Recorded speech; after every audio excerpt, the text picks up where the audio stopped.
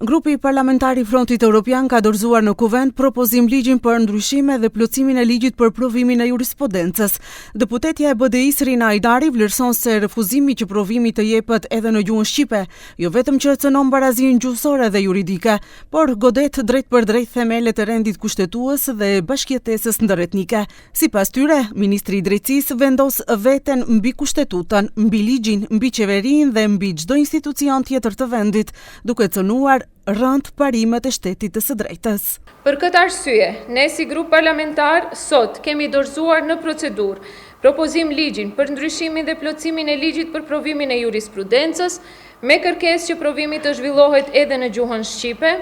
propozim ligjin për ndryshimin dhe plotësimin e ligjit për noterin, si dhe propozim ligjin për ndryshimin dhe plotësimin e ligjit për përmbarim. Zëvendës kryeministri i parë Bekim Sali, i pyetur për refuzimin e ministrisë, tha se ligji për provimin e jurisprudencës që është aktiv nga janari i vitit 2020 është me defekte, pasi nuk e precizon se në cilën gjuhë duhet të jepet provimi. Sali tha se mbështesin kërkesën e studentëve shqiptar të juridikut që provimi të mund të jepet edhe në shqip. Ka një defekt në ligjin,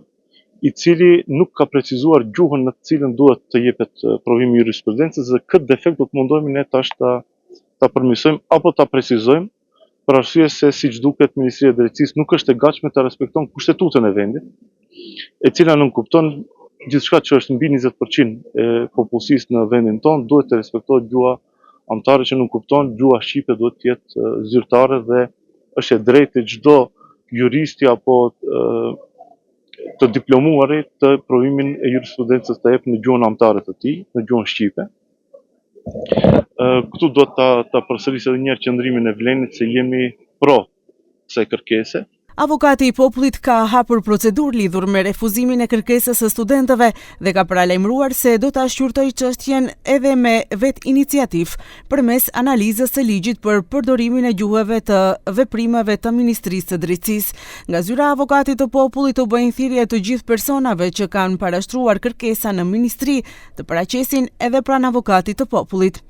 Në mbështetje të nismës së studentëve, ambasadori i Shqipërisë në Maqedoninë e Veriut, Denion Mejdani, shpërndau në rrjetet sociale një fotografi me mbishkrimin "Foli Shqip, o taj". Përndryshe, nga Ministria e Drejtësisë, refuzimin e kërkesës së studentëve e kanë arsyetuar me shpjegimin se provimi i jurisprudencës nuk mund të mbahet në shqip, pasi shërben si test për njohjen aktive të gjuhës maqedonase.